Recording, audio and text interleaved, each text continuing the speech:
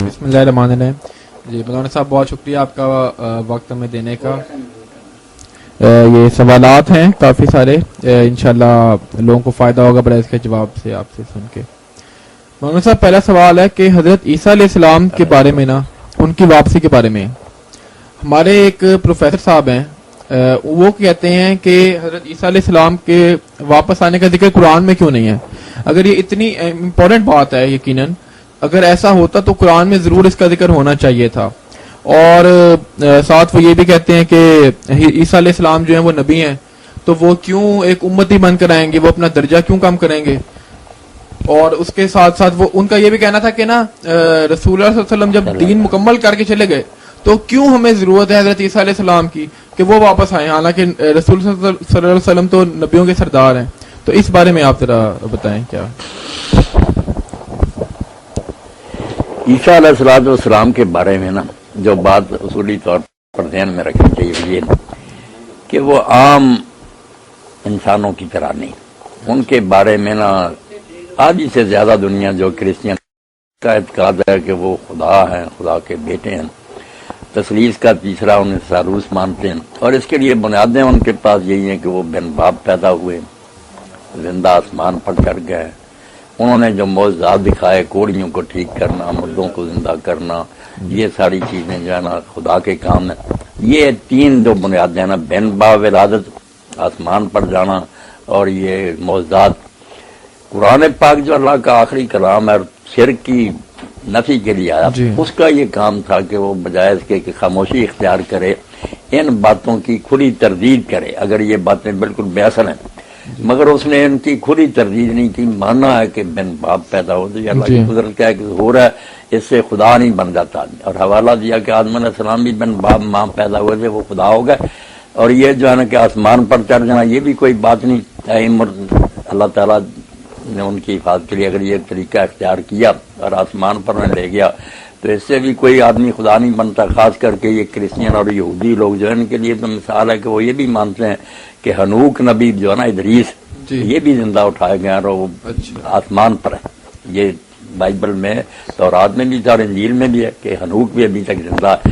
اس لیے یہ بھی کوئی ایسی چیز نہیں کہ جس میں آپ بے نظیر اور کوئی مثال نہ ہو. ایک دوسرا انسان بھی آسمانوں پر ان کے عقیدہ میں, تو یہ بھی خدا بننے کی دلیل نہیں. اور یہ معجزات جو وہاں اللہ تعالیٰ بیزن اللہ کیا کر کہ اگر وہ مردہ زندہ کر دے تو اللہ کے حکم سے ایسا ہوتا تھا, اللہ جو چاہے. تو اسی طرح جو واپس آنا اس کے بارے میں سمجھیں کہ یہ وہ ہے نا کہ اللہ تعالیٰ اس بات میں ذکر کرے کہ وہ آئیں گے. یہ بھی دو آیتیں جن سے علماء نے سمجھا, صحابہ کرام سے لے کر سب نے سمجھا. وَإِن مِّنْ أَهْلِ الْكِتَابِ إِلَّا لِيُؤْمِنَنَّ بِهِ قَبْلَ مَوْتِهِ, کہ مسیح کے مرنے سے پہلے اہل کتاب میں سے کوئی ایسا نہیں رہ جائے گا جو ایمان نہ لائے. ان کی موت اس وقت ہوگی جب یہ سب ایمان لے آئیں گے. اور یہی حدیث میں آتا کہ جب عیسیٰ علیہ السلام دوبارہ آئیں گے تو یہود و نصارہ جو ہے نا یہ سارے کے سارے پھر ایمان لے آئیں گے اور ملت واحدہ اسلام ہی ہوگا. اور دوسری آیت سورہ زخرف میں وَإِنَّهُ لَعِلْمٌ لِلسَّاعَةِ کہ وہ قیامت کی نشانی ہے مسیح. یہاں یہ میں نے بات کہتے ہیں اللہ کی قسم, یہ ان کے نزول کی بات ہے کہ وہ آئیں گے دوبارہ تو قیامت سر پر کھڑی ہوگی, پتہ چلے گا کہ اب تھوڑا وقت رہ گیا. یہ دو آیتیں جو ہیں سے صحابہ کرام رضوان اللہ علیہم اجمعین کے دور سے ہی نا لوگوں نے سمجھا کہ وہ دوبارہ آئیں گے. اور عیسائی لوگوں کا عقیدہ جس بارے میں ہے کہ وہ زندہ اور دوبارہ آئیں گے, زمین پر ان کی حکومت ہوگی. اس غلط عقیدے کو اگر یہ غلط تھا تو قرآن کا کام تھا رد کرنا. اگر وہ خاموش بھی رہتا نا تو یہ تائید ہی ہو جاتی کہ ایک عقیدہ ساری دنیا میں پھیلا ہوا عیسائیوں کا یہ عقیدہ ہے. ہاں اچھا. اس لیے اس کا رد نہ کرنا ہی بہت بڑی دلیل ہے. اتنے غلط عقیدے کو جس نے شرک میں دنیا کو پھنسا کیوں نہیں رد کیا؟ حالانکہ میں نے کہا دوسری طرف دو آیتیں ہیں جن سے صحابہ کرام اور امت کے نیک لوگوں نے سب نے سمجھا کہ دوبارہ وہ آئیں. مگر عیسائیوں کا ان کے نزول کے بارے میں یہ عقیدہ کہ ان کا آنا جو ہے نا وہ قیامت ہوگی, کہ وہ آئیں گے, مردے اس وقت سارے زندہ ہو جائیں گے, وہ عدالت کریں گے. مالک یوم الدین اللہ تعالیٰ نہیں ہوگا, اللہ نے بیٹے کو اختیار دیا, وہ جنت دوزخ کے فیصلے کرے گا. ان کا یہ سمجھنا ہے. ہم سمجھیں کہ نہیں, یہ تو اللہ کا کام ہے, وہ قیامت سے پہلے آئیں گے اور یہ جو غلط ملتے ہیں ان کا خاتمہ ہوگا, صحیح اسلام دنیا میں پھیل جائے گا.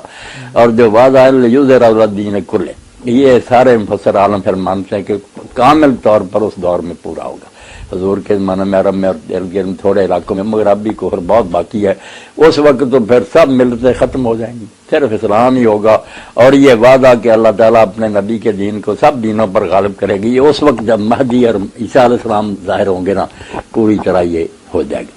اچھا، اس بات کا کیا جواب ہے کہ رسول اللہ صلی اللہ علیہ وسلم تو دین مکمل کر گئے، اب عیسیٰ علیہ السلام کی کیا ضرورت پڑی ہمیں؟ ہاں بس اب یہ سوالوں کے ٹکڑے کرتے جائیں نا، پہلی تو بات ہے کہ ان کا دوبارہ آنا یہ بالکل ٹھیک ہے، جی احادیث بھی اس بارے میں اتنی کثرت سے ہیں کہ تواتر کو پہنچ گئی، ٹھیک، اس پر علامہ المانی صاحب نے ایک پورا رسالہ الگ دیکھ لیا کہ تھوڑی بہت روایتیں ہیں، اس میں بھی کوئی شک کر سکتا ہے، اتنی زیادہ تعداد میں اور پوری دنیا میں پھیلے ہوئے مسلمانوں میں کہ وہ دوبارہ آئیں گے، اور ڈیٹیل سے پھر کہاں آئیں گے، کہاں دجال کو قتل کریں گے، لمبا چوڑا قصہ پھر مسیح دجال۔ باقی یہ کہ دین مکمل ہو گیا، دین مکمل کرنے کے لیے نہ مہدی آئیں گے جی، نہ عیسیٰ علیہ السلام آئیں گے، دین مکمل ہی ہے، جی ان کے بغیر ہی مکمل ہے، وہ اس مکمل دین کو ہی نہ نافذ اور جاری کریں گے۔ مہدی کے زمانہ میں پوری دنیا میں عدل انصاف کی حکومت قائم ہو جائے گی، وہ حکومت ہی ہوگا، اور عیسیٰ علیہ السلام بھی آئیں گے تو ان کے پیچھے ہی نماز پڑھیں گے، اس لحاظ سے کہ لوگوں کو یہ شبہ ہی نہ ہو کہ شاید پہلی پوزیشن میں ہی آ گئے، حضور کا دین منسوخ ہو گیا، نہیں، مہدی کہیں گے بھی یار اللہ آگے آئیں نماز پڑھائیں، کہیں نہیں اللہ نے اسی امت کو یہ بخشی ہے میں پیچھے پڑھوں، تو دین کے لیے نہیں آئیں گے کہ اس میں کوئی کمی ہے، دین کو جاری کرنا جس طرح ہمارا کام ہے، اسی طرح اس وقت بھی جو امام مہدی علیہ عیسیٰ علیہ السلام ہے ان کی بھی ذمہ داری۔ اور ایسا بھی ہے نا کہ رسول اللہ صلی اللہ علیہ وسلم کا امتی بننا اتنا شرف کی بات ہے کہ ایک نبی بھی وہ امتی بن کے جو ہے وہ خوش ہوں گے۔ یہ جو کہتے ہیں نا عہدہ کم ہو گیا، یہ اپنی نادانی کی بات ہے۔ حضرت موسیٰ علیہ السلام کے ساتھ عمر سے بڑے بھی تھے، ہارون علیہ السلام 3 سال بڑے تھے، مگر ان کے معاون سے ساتھ مدد کرتے تھے، تو اس لیے عیسیٰ علیہ السلام بھی اگر اس دین کی خدمت کریں، اور عیسائی لوگ بھی اس وقت جوانا نہیں مانتے، آپ دیکھیں نا اللہ تعالیٰ نے بجائے اس کے رسول اللہ تو کہتے ہیں کہ میں سچا ہوں، ہم بھی کہتے ہیں، مگر عیسائیوں پر حجت تمام نہیں ہوتی، وہ کہتے ہیں یہ تو مسلمان ایک دوسرے کی تائید کرتے ہیں، جب وہی آ جائے گا جس کو وہ خدا اور خدا کا بیٹا کہتے ہیں اور وہی کہے گا یار دین یہی برحق ہے، تو ان کی پر بھی حجت تمام ہو جائے گی، تو ایمان لے آئیں گے سارے، جو نہیں لائیں گے وہ قتل ہو جائیں گے۔ اچھا، حجت تمام ہو جائے گی مولانا صاحب، اب اس میں یہ سوال پیدا ہوتا ہے نا کہ حضرت عیسیٰ علیہ السلام کو انہوں نے اترتے ہوئے دیکھ لیا آسمان سے، اب ایمان لا کر وہ کون سا کمال کریں گے؟ اتنی واضح نشانی دیکھ کر واضح نشانی کوئی نہیں، آپ دیکھ لینا یہ راکٹ جو بنے غبارے وغیرہ سارے لوگ اترتے ہیں چڑھتے ہیں، یہ تو عام ہو گئی یہ بات ہے، عام انسان بھی خلا میں جاتے ہیں اترتے ہیں، تو ان کو بھی اگر دیکھ لیں گے تو یہ کوئی ایسی بات نہیں ہوگی جو غیب کے پردے۔ لیکن یہ نا پھر جو پہلے عیسائی مر گئے پھر ان کا کیا قصور تھا کہ انہیں تو نظر نہیں آئے، وہ عیسائیوں کے مر گئے؟ اس طرح تو ہر چیز پر ہم سوال کر سکتے ہیں کہ فلاں وقت اللہ نے پیغمبر کیوں بھیجا، اس سے پہلے کیوں نہیں بھیجا، جو مر گئے اللہ تعالیٰ عادل اور رحیم ہے، جن پر حجت تمام نہیں ہوئی ان کے ساتھ معاملہ اور ہوگا رحم کا، اللہ تعالیٰ بڑی کنسیشن دے گا انہیں، جن کے اندر نبی آ گیا اور انہوں نے بات پوری طرح سمجھ لی، پھر اناد اور حد درمی سے نہیں مانے، ان کے ساتھ سلوک اور ہوگا، پورا عدل ہوگا، اللہ تعالیٰ کسی کے ساتھ ظلم نہیں کرے گا۔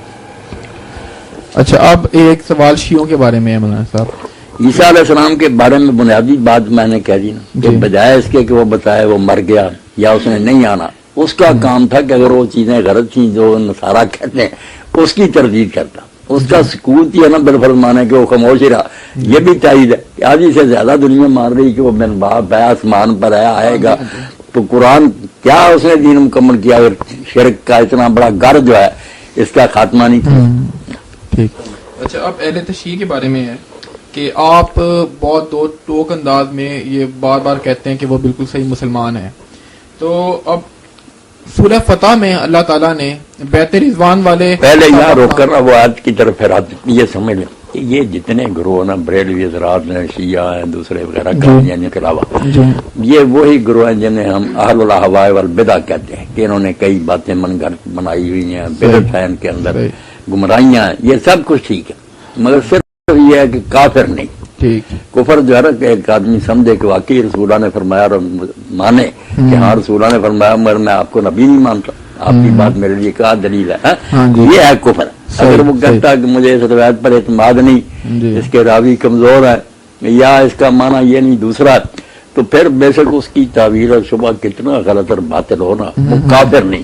اس نے یہ نہیں کہا کہ میں قرآن نہیں مانتا یا رسول اللہ نہیں مانتا، غلط تشریح کر رہا، تو یہ اور ہمارے جمعہ کا خطبہ بھی یہ تھا کہ شبہ فاصلہ جو نا وہ غلط خیال کتنا غلط ہو مگر جب انہوں نے پناہ لے لی کہ اس شبے کی وجہ سے ہم نہیں یار مانتے یہ بات، تو پھر وہ کافر ہونے سے بچ گئے. اگر کھلم کھلا کہتے بغیر کسی شبہ کے کہ بالکل ٹھیک ہے یہ بات مگر ہم نہیں مانتے اس کتاب کو، نہ اس نبی کو مانتے، یہ سارا کفر.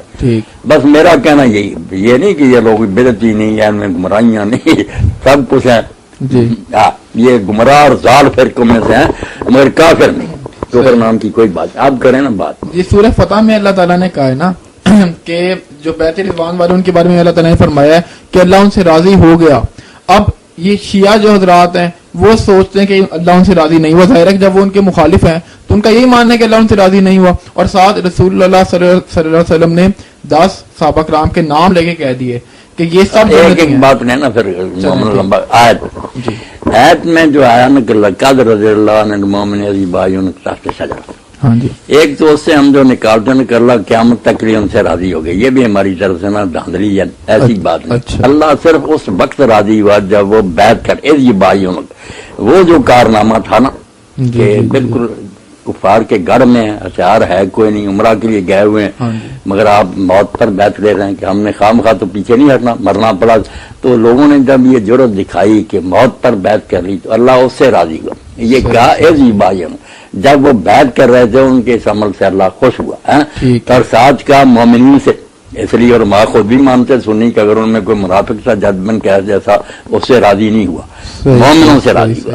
اب جھگڑا یہی پڑ گیا کہ جب شرط راضی کہ مومنوں سے راضی ہوا اور اس وقت راضی ہوا جب یہ بیعت کر رہے تھے، وہ بڑا اہم معاملہ تھا. آگے کی بات ہے نا آخر میں ٹکڑا پڑے قرآن میں دے نا ذرا، یہ بہت اہم بات ہے جو لوگوں کو سمجھنی چاہیے. آخر میں شرط لگائی جس پر شاہ عبد القادر جی کہتے ہیں اللہ یار کسی کو پوری تسلی نہیں دیتا کہ وہ مطمئن ہو جائے کہ اب میں پکا ہی جنتی ہو گیا. آخر میں بات کہی اسی آج کا ٹکڑا وہاں سے پڑھنا.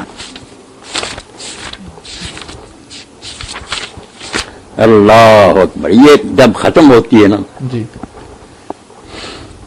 پھر اللہ تعالیٰ کہتا ہے وعد اللہ الذین، یہ آیت ہے جو پڑھتے ہیں ہم محمد رسول اللہ والذین معہ اشداء علی الکفار.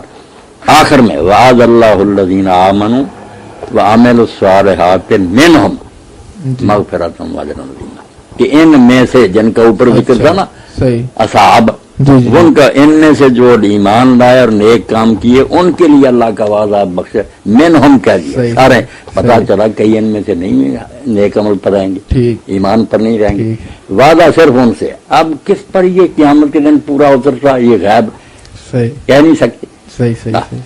اچھا رسول اللہ صلی اللہ علیہ وسلم نے جو 10 نام لے لیے نا، 10 نام لے کر وہ ہمارے یہاں روایت ہے. اب ہمارے ہی کئی عالم نہیں مانتے کہ کوئی نہیں ہے اشرا مشرا کی روایت کی، کیونکہ اس کے شروع میں آتا نا کہ جب یہ بیان کی ہے حضرت سعید ابن زید نے جو حضرت عمر کے بہنوئی تھے اور انہیں 10 میں سے ہیں، وہ کوفہ کی مسجد میں تھے. حضرت حسن رضی اللہ عنہ دستبردار ہو گئے تھے، امیر معاویہ کوفہ میں آئے، یہ بھی تخت پر بیٹھے تھے، مغیرہ بن شعبہ بھی تھے، اور لوگوں کو باری باری کھڑا کر کے نا مسجد میں تو لعنت کرواتے تھے. حضرت سعید نے کہا یہ کس کو لعنت کرتے ہیں؟ کہا علی کو. انہوں نے کہا توبہ توبہ، اس ظالم کو دیکھو، اس شخص پر لعنت کر رہے ہیں جس کے بارے میں اللہ کو گواہ بنا کر کہتا ہوں میں نے خود حضور سے سنا کہ ابو بکر جنتی، عمر اور علی کا بھی ذکر کیا. اللہ کے رسول نے کہا یہ ظالم لفظ کا کہ اس ظالم کو دیکھو اس پر لعنت ہو رہی. اب یہ ٹکڑا ان کو اہل سنت کو نقصان دے کہ ظالم کا اور کا لعنت کرا، تو یہ خود بھی پھر جان چھڑاتے ہیں کہ یہ کوئی نہیں. اس لیے یہ روایتیں جو ہے نا تنہا ایک آدمی کی روایتیں راویوں سے سنی. اس لیے اگر شیعہ یہ کوئی کہتا ہے یار مجھے ان راویوں پر اعتماد نہیں، گروہ بن گئے تھے، ہر پارٹی کے لوگوں نے اپنے اپنے گروہ کے حق میں ہتھیار بنائے ہیں، میں نہیں مانتا، تو اس نے رسول اللہ کا نہیں بچہ انکار کیا کہ حضور نے فرمایا پھر میں جنتی نہیں مان رہا. اس نے کہا یہ سٹوری گڑی ہوئی، جیسے گاندھی صاحب وغیرہ کہتے ہیں کہ یہ عیسیٰ علیہ السلام کا نزول، اسی لیے ہم جو آبادیاں ہیں یا خوارج وغیرہ وہ بھی نزول عیسیٰ کے منکر ہیں. یہ نہیں کہتے کہ کافر ہے، جو کہے نہیں اترنا کافر، وہ کافر شافر کوئی نہیں. ٹھیک ہے ہمارے نزدیک ان کا اترنا برحق ہے، مگر اگر کوئی منکر ہے تو کئی گروہ مسلمانوں کے پہلے بھی انکار کرتے ہیں. کافر کہنے کی بات بس اور کوئی نہیں. اچھا آپ اس حدیث کو ٹھیک سمجھتے ہیں نا، یہ جو ہے اشرا مبشرہ؟ ہاں میں ٹھیک سمجھتا، میرا یہی یقین ہے کہ ٹھیک ہے. اچھا آگے ایک اور جو دلیل دی جاتی ہے شیعوں کے بارے میں کہ یہ جو قادیانی ہیں انہوں نے ایک آدمی کو نبی بنایا تو ہم سب انہیں کافر کہتے ہیں اور یہ کافر ہیں. تو جو شیعہ ہیں انہوں نے 12 اماموں کو جو انبیاء سے بھی اوپر لے گئے ہیں 12 اماموں کو، ان سے بہتر کہتے کوئی ہیں؟ شک نہیں کہ شیعہ حضرات کا یہ عقیدہ امامت جو ہے نا جی کہ یہ بھی اللہ کی طرف سے چنے ہوئے لوگ ہیں، نبی کی طرف، ان کو بھی اللہ علم دیتا ہے اور وہ علم خطا سے خالی ہے، ہاں جی۔ معصوم عن الخطا ہے، اور ان کی معرفت بھی لازم ہے ورنہ اعمال ضائع ہیں۔ ہاں جی نبی علیہ السلام کے علاوہ پہلے سارے نبیوں سے یہ افضل ہیں، ہے تو یہ انتہائی غلوور بات کو بہت انہوں نے بڑھا دیا، جی مگر پھر بھی جب انہوں نے یہ اعتراف کر لیا نا بڑے بڑے کٹڑوں نے بھی کہ یہ عقیدہ ضروریات دین میں سے نہیں بن سکا، اچھا۔ شروع میں چونکہ کئی لوگوں نے اختلاف کیا سنیوں نے، اس لیے اس کا منکر کافر نہیں، کافر اس کو ہم وراثت کا حصہ دیں گے، نکاح اس سے کریں گے، نمازیں اس کے ساتھ پڑھیں گے، اس وجہ سے یہ قادیانیوں سے الگ ہو گئے۔ قادیانی جو نا وہ تو بالکل اس کو نبی کا اسٹیٹس دیتے نا کہ جو اس کا منکر ہے وہ کافر ہے، اس کی نماز جنازہ نہیں پڑھیں گے، حتیٰ کہ ہمارا چھوٹا سا بچہ مرے تو اس کے بارے میں بشیر الدین محمود نے کہا کہ تم عیسائیوں ہندوؤں کے بچوں کے جنازے پڑھتے ہو، یہ جب نبی کے منکر ہیں کافر ہیں، ان کے بچے بھی ان کے ساتھ ہی ہیں۔ یہ اس سے تھوڑا سا ہم کنسیشن دیتے ہیں کہ یہ امامت کو مانتے ہیں مگر ہمیں مانتے ہیں کہ ان کے ساتھ رشتہ ناطہ وراثت وغیرہ سارے اسلامی حقوق ان کو حاصل ہیں، یہ مسلم ہیں، صحیح العقیدہ نہیں ہے، بس یہ کہہ دیتے ہیں، یعنی بس بینیفٹ آف ڈاؤٹ دیتے ہیں ہاں، ڈاؤٹ دے۔ اس بات پہ، ٹھیک ہے جی۔ اچھا، اب مولانا صاحب جو یہ حیات النبی کا عقیدہ ہے نا، اس بارے میں ذرا اچھی طرح بتائیں، حیاتی جو کہتے ہیں وہ کیا ہے، مماتی جو کہتے ہیں وہ کیا ہے؟ حیاتی جو ہے نا یہ کچھ بات انہوں نے بڑھا دی کہ نبی علیہ السلام بالکل اسی حالت پر ہیں جس طرح وہ پہلے تھے، صرف ایسے جیسے اتکاف والا اپنے اندر بند پردے میں، اسی طرح نبی علیہ السلام اپنی قبر اثر میں ہیں جسم سمیت، اسی طرح اٹھتے بیٹھتے نمازیں، یہ کہتے ہیں۔ اچھا، مماتیوں میں سے بھی کچھ لوگ حد سے بڑھ گیا کہ سرے سے کام ختم ہے، کچھ نہیں، اب یہ بھی بات غلط ہے، بات درمیان میں کہ نبی علیہ السلام تو بہت عظیم ہے نا، کافر اور غیر مسلم جو ہے ان کے بارے میں اگر ہم سمجھیں کہ مرنے کے بعد قصہ ختم ہے تو یہ بھی دین کے خلاف بات ہے، ہاں جی ان کے ارواح تو باقی ہیں جی جی اور ان کو عذاب و ثواب ہوتا ہے، خوشی بھی محسوس کرتے ہیں۔ اللہ تعالیٰ جہنم کے بارے میں کہتا ہے نا، فرعون اس کے ساتھیوں النار یعرضون علیہا غدوا وعشیا، کہ صبح و شام وہ جہنم کے آگے سے گزارے جاتے ہیں، وہ یوم القیامت اس دن وہ کہا جائے کہ داخل ہو جاؤ اشد العذاب، اس دن تو سچ مچ اندر ہی چلے جائیں گے، اب دکھایا جاتا ہے صبح و شام، اس لیے یہ عذاب و ثواب قبر ہیں ہی، کچھ لوگ تو ہوتا نا، مگر وہ نہ تو اس دنیا کی زندگی کی طرح کہ جسم اس کے ساتھ ہے، جسم میں تو روحیں اسی وقت داخل ہوں گی جب قیامت آئے گی، دوبارہ روحیں لوٹا دی جائیں گے، اٹھ کر لوگ کھڑے ہو جائیں گے، تو اس لیے یہ کہا جائے نا کہ انبیاء علیہ السلام کے اجساد جو ہیں وہ حدیث پاک میں فرمایا کہ اللہ نے وہ زمین پر حرام کر دی، ان کو کھاتی نہیں۔ کئی شہیدوں کی بھی لاشیں 40 سال بعد نکالی گئی شہداء احد کی، کیونکہ نہر امیر معاویہ سے انہوں نے نکالی تو راستے میں آتی تھی، انہوں نے کہا جس جس کی قبر ہے راستے سے ہٹا لے، تو نکالے تو کفن بھی اسی طرح تھے، تو اس لیے لاش محفوظ ہے یہ ماننا۔ دوسرا جو ہے نا کہ روحیں ان کی باقی ہیں، ان کو درود و سلام پہنچتا ہے، اس حد تک تو حیات النبی بالکل ٹھیک ہے، اور بے ایمان لوگ بھی ہیں ان کو عذاب ہو رہا، وہ مصیبت میں مبتلا۔ تو روح یعنی کہ آپ صلی اللہ علیہ وسلم کی روح اور جسم دونوں روض رسول قبر کے اندر موجود ہے، اور نہیں آگے ڈیٹیل کی ضرورت نہیں، بس یہ کہ روح جو ہے نا جی وہ سلامت ہے، اس کے ہوش و حواس ادراک بالکل ٹھیک ہے، اللہ کے فرشتے جو ہم سلام کہتے ہیں وہ آپ تک پہنچاتے ہیں، آپ نے کہا میں اس کا جواب بھی دوں گا قیامت تک جو مجھ پر سلام کہے گا، جتنا فرمایا ٹھیک۔ جسم ویسے محفوظ ہے مگر ان میں کہنا کہ جسم میں جان ہے اور اٹھ کر بیٹھتے ہیں یہ نہیں، روحیں جو ہے نا ٹھیک ہے۔ اب روح بذات خود جو ہم سمجھیں کہ وہ بس کوئی پتہ نہیں کیا چیز ہے، گیس ایسی نہیں، روح ہر انسان کی جو علماء نے تحقیق کی نا، لوگوں نے مشالب کیا، قریشی صاحب کی میری روح بالکل اس کا یہی سراپا، یہی حلیہ ہوگا، وہ ملیں گی نا روحیں، ذرا تو وہ ایک اندر چھپی ہوئی کاپی جو بالکل نور کا پتلا ہے مگر شکل صورت اس کی بالکل داڑھی ہاتھ پاؤں بالکل اسی طرح کے ہیں، وہ اندر ہے، جس میں سے یہ پنجرے میں سے ہونا آزاد ہو جاتا پرندہ، ہوتی بالکل اس کی شکل صورت وہی ہے، سنتا ہے، ہوش آواز ہوتے ہیں۔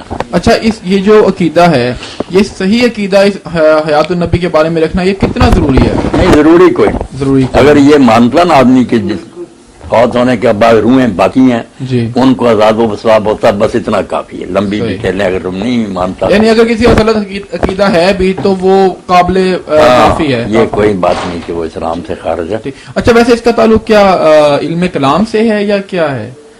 نہیں علم کلام سے نہیں، یہ قرآن پاک ساری چیزیں بتاتا ہے، رسول اللہ نے بتایا نا کہ مرنے کے بعد جو نا ادراک تو ہوتا. اچھا رسول اللہ صلی اللہ علیہ وسلم جو خواب میں آتے ہیں اور آ کر کئی خبریں بھی دیتے ہیں, کئی باتوں کا پتہ ہوتا ہے, ایسے بہت سارے واقعات سنے ہیں. مثال کے طور پہ میں ایک مثال بتاتا ہوں آپ کو. ایک مولوی صاحب, میں مجھے ان کا نام شاید بھول رہا ہے ابھی, وہ بہت کام کرتے ہیں ختم نبوت کے لیے نا, قادیانیوں کے خلاف. تو انہوں نے بتایا, وہ ایک لڑکی کی تعریف کر رہے تھے, کہتے ہیں کہ ایک لڑکے نے کتابچہ لکھا ختم نبوت کے لیے. بعد میں اس کے دوست نے اس نے اس کتابچے کا نام لکھا نبی پاک صلی اللہ علیہ وسلم پکارتے ہیں. تو اس کے کسی دوست نے کہا کہ یہ نام ٹھیک نہیں لگ رہا ہے, اس کا نام چینج کر دو. اس نے نام چینج کیا, بعد میں وہ سویا تو آپ صلی اللہ علیہ وسلم نے خواب میں آ کے کہا کہ اس کا نام یہی رکھو کہ رسول اللہ پکارتے ہیں. تو یہ کیا ہے خواب میں آنا؟ اور نبی علیہ السلام کی خواب میں زیارت ہے تو بڑی سعادت اور نیک بختی, مگر اس میں خطرات بھی بہت ہیں. اچھا. ایک تو یہ ہے کہ آدمی فیصلہ نہیں کر سکتا کہ میں نے واقعی حضور کو دیکھا یا کسی کو. آپ نے گارنٹی صرف اس بات کی دی ہے کہ میری شکل میں شیطان نہیں بن سکتا. صحیح. آپ کی جو اصل شکل ادھر ہاں جی, دوسری شکلوں میں آ کر معاذ اللہ وہ گمراہ کرنا چاہے تو گمراہ کر سکتا. اچھا. اور اسی لیے قادیانیوں میں سے بہت لوگوں کی کتاب میں نے پڑھی, وہ سیٹ ہی ہے بشارات احمدیہ, کئی جلد. وہ حلف اٹھاتے ہیں کہ مکہ لے جاؤ, ہم حضرت اسود پر ہاتھ رکھ کر قسم دیں گے کہ یہ دن تھا اور یہ وقت تھا جب حضور ہمیں ملنے کا غلام ہم سچا. اس لیے تباہی کا راستہ یہ.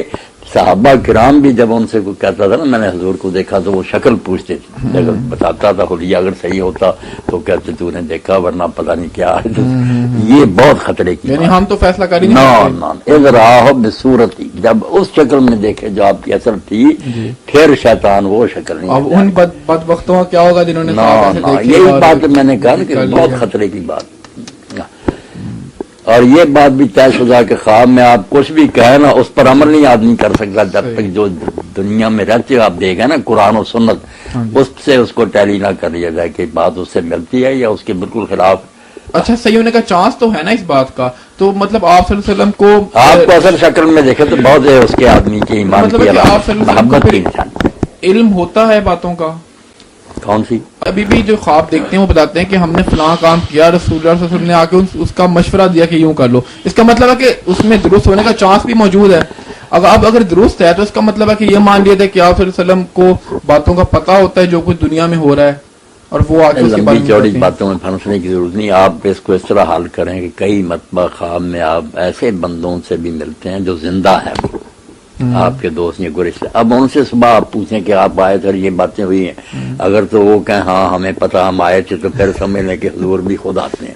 اور اگر وہ نہیں تو پھر یہی سمجھیں کہ اللہ تعالیٰ نے ایک نا خواب کا محکمہ بنایا ہوا فرشتوں کا, جو اس شکل میں جیسے یہ آدمی مانو اس میں اگر کوئی بات اس کو مشورہ یا رائے دے دیتے ہیں, وہ اصل آدمی نہیں ہوتا. ورنہ زندوں سے پوچھ کر آپ مسئلہ حل کر سکتے. میں نے جو دلیل دی نا یہ برہان قاطع ہے, اس کو کوئی کہا نہیں سکتا کہ اس زندہ سے پوچھو نا کہ تم ملے تھے, اگر وہ جانتا تو ٹھیک ہے, اسے نہیں پتا تو آپ بے فکر کریں. ٹھیک ہے. اچھا قرآن پاک کی کافی ساری آیات ایسی ہیں کہ اللہ تعالیٰ عرش پر ہے, اللہ تعالیٰ کا جو تخت ہے وہ عرش کے اوپر ہے. اب اس میں بہت ایک عام فکرہ کہا جاتا ہے کہ اللہ تعالیٰ تو ہر جگہ موجود ہے, اور پھر یہ بھی کہتے ہیں اللہ ہمارے دل کے اندر ہے. اور یہ بات میں نے خود نہیں پڑھا لیکن میں نے سنا ہے کہ مولانا مودودی نے بھی ان آیات پر تعویل کی ہے جو اللہ تعالیٰ کے عرش پر ہونے پر ہے. تو اس پہ کیا تعویل تو سارے لوگوں کو کرنی پڑتی ہے. جہاں آ جاتا نا کہ اللہ تمہارے ساتھ ہے, جب تم 3 ہوتے وہ چوتھا ہوتا 5 چھوٹا عید ہے نا قرآن واہ ماک وہ ہوتا تمہارے ساتھ. اب یہ جو ہے نا ہمارے سلفی حضرات یہ کہہ دیتے ہیں کہ فلاں بزرگ نے اس کی تعویل کی ہے کہ علم کے ساتھ وہ تمہارے ساتھ. انہوں نے بھی علم کے ساتھ اپنی طرف سے بڑھا دیا, وہاں تو وہ خود تمہارے ساتھ ہوتا. جیسے انہوں نے تعویل کر لی مولانا مودودی اور دوسرے لوگوں نے بھی تعویل کر لی کہ وہ عرش پر ہے, کا مطلب یہ نہیں کہ وہاں محدود ہے. اچھا وہ زبیر علی ضعیف صاحب ہیں, وہ کہتے ہیں کہ اللہ تعالیٰ کے عرش پہ ہونے کا اگر کوئی منکر ہو نا تو وہ تو پکا کافر ہو جاتا ہے. نہیں, عرش پر ہونے کا منکر کوئی نہیں, اس کا مطلب کرنے میں اختلاف ہے نا. آیت تو ٹھیک ہے کہ ثم استویٰ پھر عرش پر. اب استواء کا معنی کئی تو بیٹھا کر دیتے ہیں, ہمارے عام لوگ, یہ بھی غلط ہے. یہ کوئی نہیں, بلند ہونا کہ عرش سے بھی بلند ہے, اس لیے عرش ہی پتہ نہیں کروڑوں دیگر نیچے اور اللہ اس سے بھی بہت پڑے ہو, وہاں صرف یہ آتا ہے کہ وہ عرش سے بھی بلند ہے. مانا لفظ کا جو ہے نا استعلا کہ عرش سے بھی اوپر ہے. اب وہ کتنا اوپر ہے یہ کوئی نہیں, جو ہے نا کہ استقرا کہ وہ اوپر بیٹھ گیا, یہ غلط ترجمہ, یہ کوئی نہیں اس کا صحیح مانا.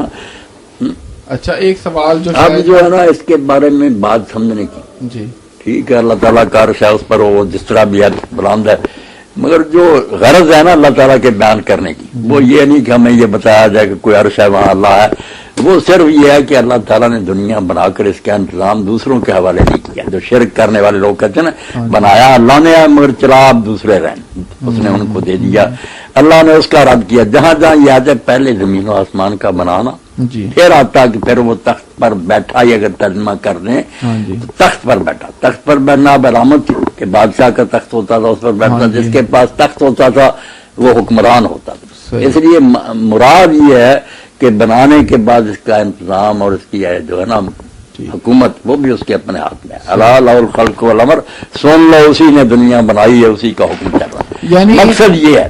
اب زیادہ لمبی جیسے تخت کیسا بیٹھا کیسے یہ جیسے اللہ کا پتہ نہیں اس کا حال کیا پتہ چلے گا. اچھا یعنی ان آیات کی تشریح ان آیات سے مراد یہ ہے کہ لوگوں کے ذہن میں بٹھایا جائے کہ اس دنیا کی حکومت اللہ کے اپنے ہاتھ میں. ان آیات کی تشریح میں اختلاف کی گنجائش موجود ہے مطلب. ہاں گنجائش پرانے وقتوں سے صحیح ہے. اچھا بڑے بڑے نیک لوگوں نے تعویل کا راستہ بھی اختیار کیا.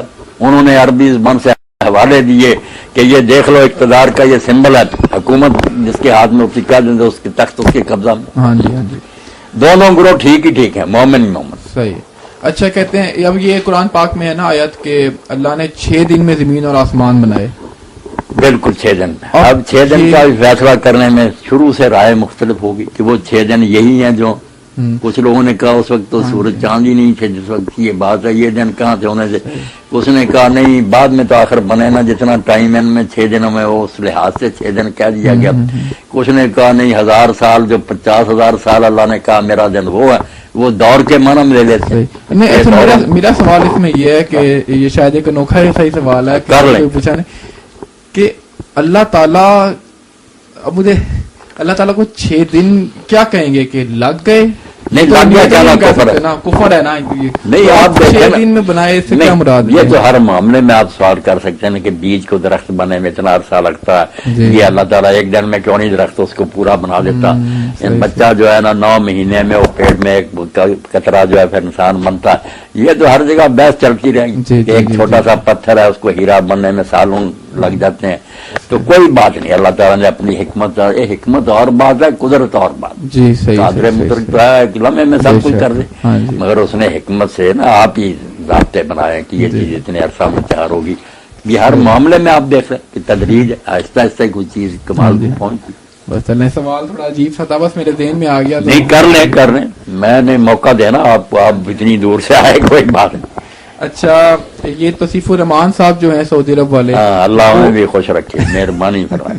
وہ انہوں نے ایک بڑی لمبی چوڑی تقریر کی مولانا مودودی کے خلاف، اور وہ کہتے ہیں کہ مولانا مودودی جو ہے نا وہ احادیث پر عقلی اعتراضات کرتے ہیں. انہوں نے کچھ مثالیں پیش کی جن میں مودودی صاحب یہ لکھتے ہیں کہ یہ حدیث کی سند بالکل ٹھیک ہے، اس میں جو سند میں کوئی اختلاف نہیں، کوئی مسئلہ نہیں، لیکن لگتا ہے کہ یہ حدیث ٹھیک نہیں ہوگی.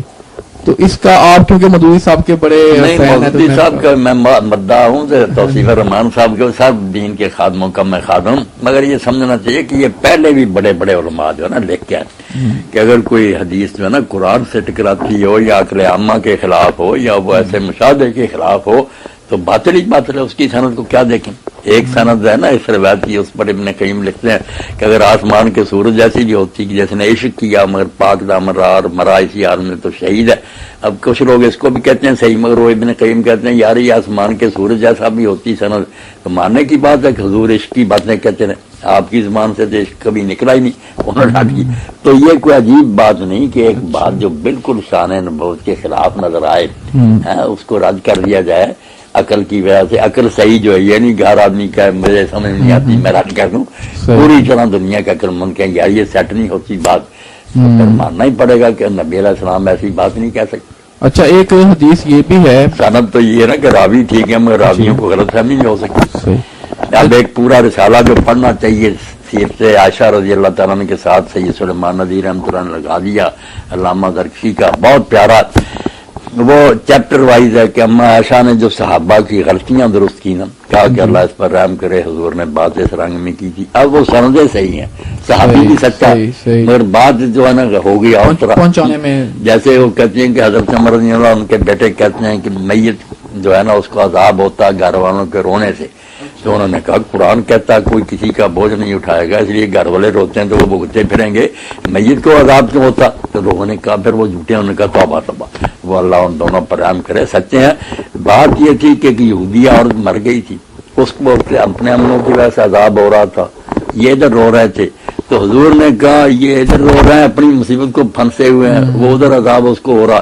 یہ نہیں کہا تھا کہ ان کے رونے سے عذاب ہو رہا، یہ جو علت بنا لیا یہ ان کا فہم ہے، یہ غلطی. ایسی بہت حدیثیں ہیں، وہ پورا رسالہ پڑھنے والا جو استدراک کی اما عائشہ نے. تو سند صحیح ہونے سے یہ ضمانت نہیں ملتی کہ آدمی کو غلط فہمی نہیں ہوگی، یہ بات ادھر ادھر نہیں ہوگی. اچھا، سچے سے سچے آدمی کو مغالطہ لگ جاتا. حضرت صلی اللہ علیہ وسلم کی ایک یہ حدیث ہے نا کہ میں نے یہ پڑھا تھا اور مجھے ورڈنگ اس کی یاد نہیں، کچھ مفہوم اس کا ایسا تھا کہ چھوت کی سے کوئی بیماری نہیں لگتی. تو یہ حدیث سناتے تھے نا کہ لا ادوا، یہ متعدد بیماریاں کوئی چیز. تو یہ ہم دیکھتے ہیں آج کل ہوتی تو ہیں ایسی بیماریاں. اب اس کا یہی پھر سنایا گیا، آشوب چشم ہو گیا، نزلہ ہو گیا. اس پر کہا کہ اس طرح ایک طرف تو یہ ہے، دوسری طرف یہ کہا آپ نے کہ کوڑی سے اس طرح دور بھاگو جس طرح نا آدمی کسی خوفناک چیز سے بھاگتا. تو کہتے ہیں اگر یہ ادوا نہیں تھا تو متعدد بیماریاں، تو یہ کیوں کہا کہ مجنون سے کوڑی سے دور بھاگو. پھر اس کا کیا، اس کا حل یہی کہتے ہیں کہ بعد میں پھر ابو ہریرہ چھوڑ گیا اس حدیث کو، اس حدیث کو چھوڑ دیا کہ مجھے غلط فہمی ہوئی ہے. یہ سارا وہ رسالہ جو ہے نا بہت اس کام میں مفید ہے کہ سندیں ٹھیک ہیں، صحابی بیان کر رہے ہیں، انہوں نے بات نہیں صحیح طرح یاد رہی. ٹھیک. اچھا، یہ جماعت المسلمین جو ایک نیا فرقہ بنا ہے، اس کے بارے میں تو بتائیں، یہ کیا لوگ ہیں، یہ کیسے لوگ ہیں؟ بس متشددین کا ایک گروہ ہے جو خوارج کی علامتیں تھیں نا کہ کافروں والی آتے ہیں، مسلمانوں پر چشمہ کرتے ہیں، انہیں پوری طرح کافر ہی سمجھتے ہیں، نہ ان کے ساتھ نماز پڑھتے ہیں، نہ ان کا جنازہ پڑھتے ہیں، اپنا باپ بھی مر جائے تو اس کے جنازے میں شریک نہیں ہوتے. یہ خوارج کی جو ہے نا شاخیں یہ چلتی رہیں گی دجال کے آنے تک. حضور نے فرمایا ایک سینگ ٹوٹے گا دوسرا نکل آئے گا. یہ مختلف پیدا ہوتے رہتے ہیں جو کافروں والے حکم مسلمانوں پر لگاتے ہیں. صحیح. اچھا، اب ہمارے جو بریلوی دوست ہیں اور اس کی سزا انہیں ملتی کہ پھر یہ خود گروہ آگے بن جاتے ہیں، پھر وہ کہتے ہیں شاہ صاحب کا گروہ دوسروں کو کافر کرتا ہے، وہ انہیں کافر کہتے ہیں. مصیبت میں پھنسے ہوئے، اپنے جال میں خود ہی پھنس جاتے ہیں. اچھا، ہمارے بریلوی دوست یہ کہتے ہیں کہ جو سجدہ تعظیمی ہے نا وہ صرف حرام ہے، وہ شرک نہیں ہے، اور جو سجدہ عبادت ہے، عبادت کی نیت سے کرنے والا وہ شرک ہے. اب اس میں یہ سوال پیدا ہوتا ہے کہ اگر سجدہ تعظیمی ہی شرک نہیں ہے تو پھر تو آج جو کچھ ہو رہا ہے مزاروں پہ، درباروں پہ، وہ سجدہ تعظیمی یا اس سے کام ہی ہو رہا ہے، تو پھر تو شرک کچھ بچا ہی نہیں، شرک کوئی کچھ ہوا ہی نہیں. شرک کی فکر کر رہے ہیں مگر مسئلہ ٹھیک ہے. بات جو ہے نا بڑی علمی ہے کہ نیت کے فرق سے نا پھر حکم بدل جاتا. ایک آدمی کسی کو معبود سمجھ کر سجدہ کرتا ہے کہ یہ خدا ہے، خدائی اس کے ہاتھ میں ہے، یہی ساری مشکلیں حل کرتا، وہ سجدہ عبادت ہے نا. ایک آدمی جو ہے نا وہ سلام کے طور پر غلط سلام اس نے کر لیا کہ پاؤں پڑ گیا. یہ ایسے جیسے آدم علیہ السلام کو فرشتوں نے سجدہ کیا، یوسف علیہ السلام کو ان کے بھائیوں نے قرآن پاک میں آتا کہ سجدے میں گر گئے. تو یہ سجدہ تعظیمی تھا اس دور میں نا، سلام کا ایک طریقہ تھا کہ لوگ اس طرح جھک جاتے تھے، اس کو خدا نہیں سمجھتے تھے، نہ اس نیت سے سجدہ کرتے تھے. اب اسلام میں وہ سجدہ تعظیمی بھی حرام ہے. یہ چور دروازہ بند کر دیا گیا کہ لوگ کریں گے عبادت کے لیے مگر بہانہ بنا لیں گے. تو یہ دین کی تکمیل ہے کہ اب اس کو حرام کر دیا گیا. یہ انہوں نے مان لیا کہ حرام ہے. پورا رسالہ لکھا عمر مرحوم نے کیا کہ یہ سجدہ تعظیمی میں حرام ہے. مگر اب بھی کوئی بیوقوف کرے اور واقعی قسم اٹھایا کہ میں نے یار سلام کر دیا تھا اس کو اس طرح، تو مشرک نہیں ہوتا، پہلے حرام کا مطلب ایک کبیرہ گناہ اس نے کیا. مسئلہ ٹھیک ہے، صحیح ہے. اچھا، ہم سب اگر یہ ایسا ہی ہوتا نا کہ شرک ہی ہوتا پھر وہ اس معنی میں کیوں سجدہ یہ جائز رہا؟ قرآن میں آتا کہ یوسف علیہ السلام کے بھائیوں نے خرو لفظ ہو جاتا. اچھا، خیر اس بارے میں تو سارے مسلمانوں کا اجماع ہے کہ غیر مسلم جو ہے وہ جہنم میں جائے گا. لیکن جو سورہ بقرہ کی ایک آیت ہے کہ جو بھی اللہ اور یوم آخرت کو مانے، وہ یہودی ہو، عیسائی ہو، مسلمان ہو یا صابی، وہ جنتی ہے. اب اس میں کیا کریں گے؟ پہلا ٹکڑا جو ہے نا کہ سارے غیر مسلم جہنم میں، اس میں بھی یہ تفصیل کرنی چاہیے کہ جس غیر مسلم کو اسلام کی پوری طرح سمجھ آ گئی اور تسلی ہو گئی کہ واقعی یہ دین برحق ہے، دلیلیں اس کی کمی ہیں، مگر اناد اور حق درمی سے وہ انکار کرتا رہا، اچھا ایسا آدمی دوستی ہے جس کو پتہ ہی نہیں چلا کہ اسلام سچا، ہم سمجھا نہیں سکے ایسے لوگوں کے لیے. یہ نہیں کہہ رہے کہ یہ ایک کافر نہیں، دوست میں نامزد نہیں کر سکتے، ٹھیک. مگر اللہ سے جو رحمت کی امید ہے نا اس میں یہی ہے کہ جو شخص پوری طرح نہیں بات سمجھ سکا اس کو اللہ معاف کرے گا لیکن اور ہمیں سزا دے گا، ہم مسلمانوں کو سزا دے گا. قانونی طور پہ تو یہی بات نہیں کہ وہ عام جہنمی وہ ہیں تو سارے کافر. اصولی تو یہی کافر، مگر کافر وہ ہوتا نا جو ایک بات سمجھنے کے بعد اس کا انکار کرے، جو سمجھے ہی نہ اس کو کیا کہیں گے. باقی یہ آج جو ہے نا اس کا تعلق اپنے اپنے دور کے بارے میں، اس سے بھی بڑے لوگوں کو غلط فہمی. اب نہیں کسی کے لیے گنجائش، جو حضور کو نہیں مانے گا اس نے نہ عیسیٰ کو مانا نہ موسیٰ، وہ سب نبیوں کا کافر ہے. وہ کہہ گیا سے آئے گا من، اس لیے اب وہ نہ یہودی ہے نہ سمجھ کچھ بھی نہیں، بے دین ہے. اچھا ہاں یہ حضور کا انکار جو ہے نا وہ اپنے آپ ہی پچھلے نبیوں کا انکار ہے. انہوں نے پیش گوئیاں کی تھی مگر اپنے اپنے دور میں ان کا نام اگر یہودی تھا، نصرانی تھا، صحابی تھا. صحابی بھی کوئی بے دین تو ترجمہ کر دیتے ہیں 17 برس، غلط ہے. یہ حضرت داؤد علیہ السلام کی امت تھی، زبور پڑھتے تھے، بہت قبلہ کی طرف نمازیں پڑھتے تھے. یہ نبیوں کی امت ہے کہ چاروں گروہ جو ان کا نام کچھ بھی رہا. اب ہم مسلم ہیں، وہ یہودی تھے، نصرانی. اس دور میں جو اللہ آخرت کو مانتا رہا اور نیک کام کرتا رہا. تب نیک کام یہ نہیں کہ اپنی سمجھ سے اچھا کام، جو شریعت کیا ہے عمل صالح ہوا. اس لیے نبی پر ایمان بھی آ گیا کہ اپنے اپنے دور میں اپنے نبی کے کہنے پر وہ نیک کام کرتا تھا. وہ سب جن کی. اچھا یہ تصوف والے جو اہل تصوف ہیں وہ کہتے ہیں کہ تصوف شروع ہوا ہے اہل صفا سے، کہ وہ جو صحابہ کرام تھے جو بیٹھے رہتے تھے سارا دن بس علم سیکھتے تھے اور عبادتیں کرتے تھے، تو وہ کہتے ہیں کہ ان سے تصوف چلا ہے. ان کا کوئی تعلق ہے تصوف سے واقعی یا نہیں؟ یہ بے علم لوگ جو ہے نا انہوں نے جب اس بارے میں سوچا نا کہ تصوف کہاں سے نکلا، اس کا روٹ کیا، تو کئی لوگوں نے کہا صفا سے ہے، مگر دوسروں نے رد کر دیا کہ صفا سے اگر صفت بنے نا صفیون بنتا ہے. اس میں واو نہیں آتی اور فا پر شد ہے، صفیون. پھر یہ کہنا چاہیے تھا، یہ نہیں. کچھ نے کہا صوف سے نکلا، صوف اون کو کہتے ہیں. یہ پشمینہ پہنتے تھے پہلے صوفی جو تھے نا، اون کا لباس پہنتے تھے اپنے آپ کو نا پسینہ آئے اور تنگی ہو، اس لیے کہلاتے ہیں. مگر زیادہ لوگوں نے جو کہا انہوں نے کہا یہ اصل میں صوفی جو ہے نا، جو جیسے ہم فلاسفی کہتے ہیں، یہ حکمت کو کہتے ہیں، یونانی حکمت جو ہے اس کو صوفی. تو یہ لوگ بھی جو حکمت کے حامل تھے نا، دین کی گہرائی اور باریکی کی باتوں، وہ پھر اس صوفی ہونے کی وجہ سے، اس تصوف کی فلسفے کی وجہ سے نا صوفی ہو. اچھا یہ تو آپ نے لفظ کا کہا ہے نا، یہ لفظ کا لفظ. لیکن جو اصحاب صفا تھے وہ کیا اصحاب صفا ایسے کوئی نہیں کہ دنیا سے کٹے ہوئے تھے، نہیں. وہ جب تک ان کی شادیاں وغیرہ نہیں ہوتی تھی مسجد میں ٹھہرتے تھے پردیسی لوگ. جب ان کا نکاح ہو جاتا یا پھر اپنے اپنے گھر. اچھا اصحاب صفا جہاد پہ جاتے تھے؟ جاتے تھے، بڑا جہاد پر جاتے. پورا رسالہ ابن تیمیہ لکھا کہ سب باتیں ان کے بارے میں غلط ہے، وہ کوئی تارک دنیا لوگ نہیں. صحیح. اچھا مولانا صاحب لوح محفوظ کیا ہے؟ جو قرآن لوح محفوظ، لوح محفوظ اللہ کا کمپیوٹر ہی ہے. جیسے آپ کے یہ کمپیوٹر وغیرہ میں سب کو فیڈ ہوا ہے، اللہ کا بھی لوح محفوظ وہ علم ہی ہے، سمجھے اس کی کاپی.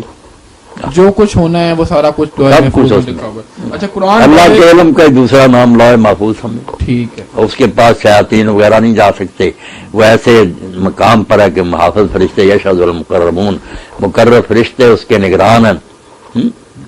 اچھا قرآن پاک لکھا ہوا لوح محفوظ میں پڑا ہے. قرآن پاک کیا ہم جو باتیں سب کر رہے ہیں یہ بھی لکھی ہوئی، جیسے کہہ دیتے اللہ کے علم میں تھی، اس کا وہ عکس ہے. صحیح. اچھا اس میں اب سورہ مائدہ کی آیت نمبر 101 ہے جس میں اللہ تعالیٰ فرماتا ہے کہ صحابہ کرام سے، مسلمانوں سے، کہ نبی سے ضرورت سے زیادہ سوالات نہ کرو، ایسے سوالات نہ کرو کہ تم مشکل میں پڑ جاؤ. اور ساتھ وضاحت ہے کہ جب قرآن مجید اتر رہا ہے اس وقت بیان کی جائیں گی. ہاں جی. تو اب یہ سوال پیدا ہوتا ہے نا کہ اگر قرآن پہلے سے لوح محفوظ میں لکھا ہوا موجود ہے تو پھر کسی کے سوال پوچھنے سے اس میں فرق تو نہیں پڑنا چاہیے؟ نہیں، یہ اس جمعہ میں بات ہوئی لکھا ہوا سب کچھ ہے نا، وہ سارا جو ہے نا بس مشروط ہی. ہم اگر لکھے کو لیں تو ہمارا بھی ہے نا زنا کرنا، چوری کرنا، جو ہے نا اچھے برے سارے ہم لکھے ہوئے ہیں. مگر ساتھ یہ ہے کہ اس آدمی کو پورا اختیار، اگر یہ کرے گا تو پھر یہ ہوگا، اور اگر نہیں کرے گا تو دوسرا آپشن بھی وہاں ہے. کھول کر تفصیل لکھی ہے. آپ اگر صدقہ کر دیں گے تو عمر آپ کی 60 سال ہے 70 کر دی جائے گی، اچھا۔ لکھا بدل دیا جائے گا۔ اچھا۔ اور اگر آپ نے والدین سے بدسلوکی کی تو 60 کی بجائے 50 کر دی جائے گی۔ ہاں کمی بیشی ہوتی ہے نا اسے، یعنی لوہے میں اللہ کے علم میں کوئی کمی بیشی نہیں، مگر یہ گنجائش ہے کہ وہ علم کے مطابق جانتا کہ اگر یہ کام کرے گا تو ہم یہ کریں یعنی گے۔ اگر اللہ نے چاہا لوہے محفوظ والے قرآن میں چینجنگ کر دی۔ کہ اگر تم ایسا کرو گے تو پھر اللہ نے وہی یہی لکھا کہ میں اتار دوں گا۔ اچھا، اب یہ جو روایت ہے کہ حضرت عمر رضی اللہ عنہ نے آخری وقت میں حضرت صلی اللہ علیہ وسلم کو کاغذ قلم نہیں دیا، یہ بہت بڑا ایک اعتراض ہے شیعوں کا۔ پہلے تو یہ بتائیں یہ روایت ٹھیک ہے؟ روایت تو ٹھیک بالکل۔ اب اس میں کیا کہیں؟ حضرت عمر رضی اللہ عنہ نے جو کہا کہ حضور کو تکلیف زیادہ یار قرآن کافی ہے، اب ان کی نیت پر بھی حملہ کیوں کریں؟ انہوں نے کہ اتنی تکلیف میں حضور شفقت فرما رہے ہیں، دین تو پورا کر لیا، مکمل ہو گیا، ایسے اتر گئی ہیں، اس لیے کیا لکھوانے کی ضرورت ہے؟ یہ ان کا بھی عذر ہم مان سکتے ہیں کہ تکلیف، یہی لفظ کہنا کہ آپ کو تکلیف زیادہ ہے، قرآن ہمارے لیے کافی ہے، مگر علماء خود مانتے ہیں کہ دینا بہتر تھا۔ جب آپ نے کہا تھا نا تو دینا ہی اچھا تھا۔ ایسے اس عذر میں اتنی جان ہے مولانا صاحب؟ جان کوئی نہیں، کیونکہ اللہ کے رسول سے زیادہ کون جانتا تھا کہ قرآن کافی ہے یا نہیں کافی۔ تو یہ تو بہت بڑا ایک جرم۔ پھر اگر اسی طرح ہوتا نا کہ انہوں نے کہا تھا دوسرے بھی ان کے ساتھ مل جاتے، راضی ہو جاتے، لمبا جھگڑا نہ کرتے، پھر بھی بات تھی۔ جب دو پارٹیاں ہو گئی نا، ایک کہنے لگے جو حضور کہتے ہیں وہ کرو، ایک کہنے لگے جو عمر کہتا ہے وہ، تو پھر اتنا جھگڑے کے شور بڑھ گیا، کاسر لغت ورتفضل، شور بہت ہوا اور آوازیں بہت اونچی ہو گئی۔ پھر حضور نے جو فرمایا نا ما ينبغي عند نبی تنازع، کہ نبی کے سامنے یہ جھگڑا کرنے کا حق نہیں تھا، حکومت اٹھ جاؤ یہاں سے۔ اس سے بعد ذرا خطرناک بن گئی، آپ نے کہا نبی کے ہوتے ہوئے تم نے یہ جھگڑا کیا، اور ہمارے لیے تو پریشانی کی بات ہے نا، ہم نے اب قرآن مجید میں آتا بھی ہے کہ نبی کی آواز سے آواز اونچی نہ کرو ورنہ تمہاری نیکیاں ضائع ہو جائیں گی۔ جی بالکل۔ اب حضرت اسی سے جان چھڑانے کے لیے مولانا شبلی نعمانی نے الفاروق میں یہ راستہ اختیار کیا کہ اس حدیث کا انکار کر دیا جائے کہ اتنا اہم واقعہ مگر صرف ابن عباس بیان کرتے ہیں، وہ چھوٹی عمر کے تھے، کسی اور نے یہ بیان کیا، اس طرح کے کرینے بنا کر نہ انہیں چاہ کے جان چھڑا لیں۔ مگر یہ دیوبند اور اہل حدیث سب اٹھ کھڑے ہوئے، بریلی ایک صحیح حدیث کا تم انکار کرتے ہو، اس نے کہا صحیح ہے تو پھر حضرت عمر کو بری کرو، کسی عدالت میں لے جاؤ کیس یہ کہ آخری وقت پیغمبر خاص ظاہر کرتا، اور خاص بھی اتنی مبارک ہے، اگر تم ایسا کرو گے تمہیں جھگڑے نہیں ہوں گے، اختلاف نہیں ہوں گے۔ تو جب ابن عباس رضی نے یہ مجاہد بیان کی تو بڑا روئے، جب پوچھا نا آج کون سا دن ہے، لوگوں نے کہا جمعرات، تو اتنا روئے کہ ان کی آنکھوں سے آنسو گر کر نا جو پلاٹ میں کنکریاں تھی وہ بھی چار رہے، تو انہوں نے کہا جمعرات کے نام پر، انہوں نے کہا یہی منحوس دن تھا جس میں حضور نے یہ کہا، تو لوگوں نے شور کر لیا، اور اس شور کی وجہ سے آپ کے راستے میں رکاوٹ ڈال دی، تو لکھنے میں روڈا اٹکا دیا، اور یہ جو کچھ اب تم بھگت رہے ہو نا جنگ جمل اور سفینی، سارا اس کا بدلہ ہے۔ اگر اس وقت تم لکھنے دیتے تو یہ حال تمہارا کیوں ہوتا؟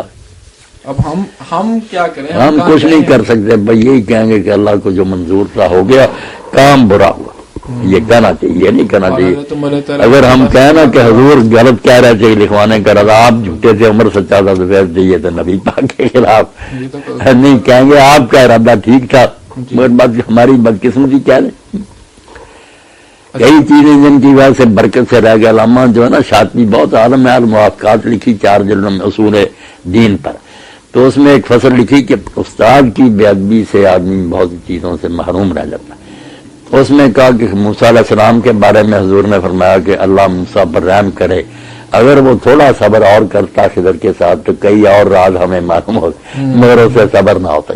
اور دوسرا حوالہ دیا کہ رسول اللہ کو اللہ نے بتا دیا کہ شب قدر جو ہے نا فلاں رات ہے رمضان کی، آپ بتانے کے لیے آئے، مگر 2 صحابی جھگڑ پڑے، ان کی لڑائی میں اللہ نے آپ کے ذہن سے وہ نکال لیا، اس نحوس لڑائی کی وجہ سے اس برکت سے بھی رہ گئے۔ اور تیسرا حوالہ یہ دیا کہ جب رسول اللہ لکھوانا چاہتے تھے، کوئی خلافت کا فیصلہ ہو جاتا تو شور و غل کی وجہ سے رہ گیا، بعد میں پھر کیا ہو، وہ تنازع اب تک ختم ہی نہیں ہوئے۔ اچھا، اس بارے میں کچھ پتا ہے کہ آپ صلی اللہ علیہ وسلم کیا حضرت علی رضی اللہ عنہ کے لیے لکھوانا چاہتے تھے؟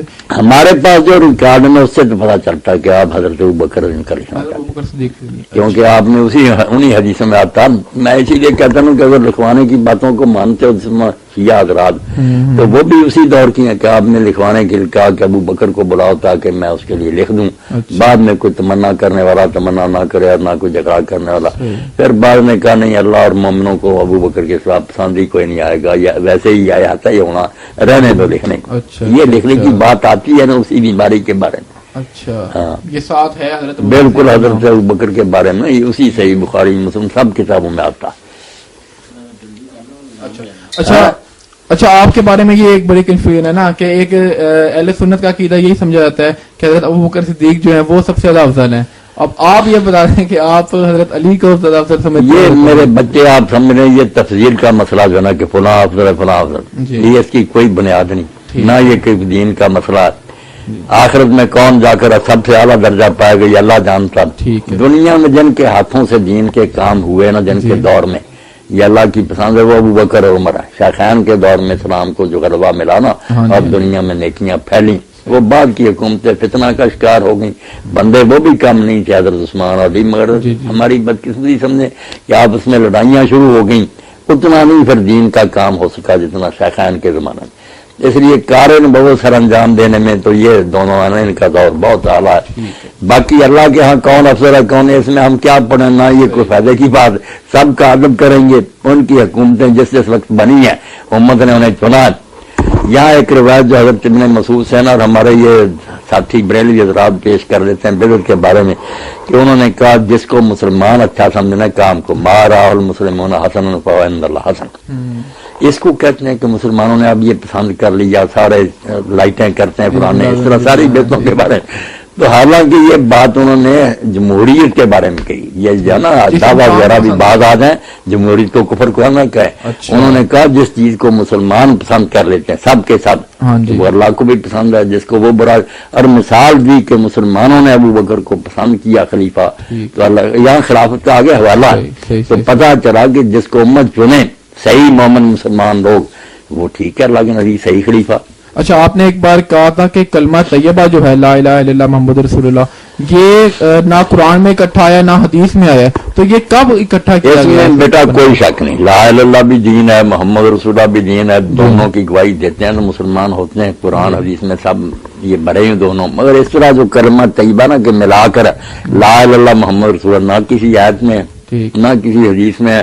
بعد میں نیک لوگ اگر پڑھتے ہیں تو پڑھتے پھریں، مگر جو ذکر کا آپ نے کہا نا افضل الذکر لا الہ الا اللہ، وہ صرف لا الہ ہے، اس میں محمد. تو پھر سے پہلا کلمہ کہنے سے کیا مراد؟ پہلا کلمہ جو ہے نا لوگوں نے آپ ہی یہ بات بنائی کہ پہلا کلمہ طیبہ، اور یہ پڑھتے ہیں کلمہ شہادت جو ہے نا یہ حضور اتحیات میں ہی پڑھتے تھے. جب کوئی مسلمان ہوتا تھا اس سے بھی گواہی لی جاتی تھی، اشہد ان لا الہ الا اللہ وحدہ لا شریک لہ واشہد ان محمدا عبدہ ورسولہ، یہ پکا کر. اچھا، تو یعنی کلمہ طیبہ کی کوئی شرعی حیثیت نہیں؟ نہیں، شرعی حیثیت کوئی، دونوں کلمے الگ الگ بالکل ٹھیک ہی ٹھیک ہے، اہم دین. اچھا، آپ ذرا فقہی مسائل کی طرف آ جاتے ہیں. کر لیں ذرا.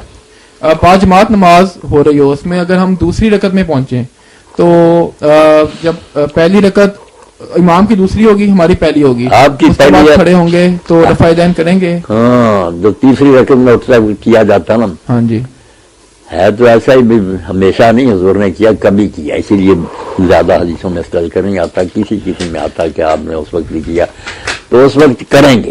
اچھا، کیونکہ جب امام کے ساتھ آدمی شامل ہو گیا نا، دیکھیں نا وہ دوسری رکعت تھی ان کی، وہ اتحیات بیٹھے، ہماری پہلی تھی، ہمیں تو بیٹھنا نہیں چاہیے تھا. مگر اس لیے جب تک سلام نہیں نا امام کہتا، جو کچھ وہ کر رہے ہیں ہم بالکل اسی طرح کریں گے جس طرح وہ کر رہے ہیں. بعد میں آزاد ہو کر پھر اپنا طریقہ. اچھا، تیسری رکعت والے رفع یدین کبھی کبھی کیا ہے؟ کبھی کبھی. اچھا، یہ پکا کیا شروع میں رکوع کو جاتے رکوع سے کھڑے ہو.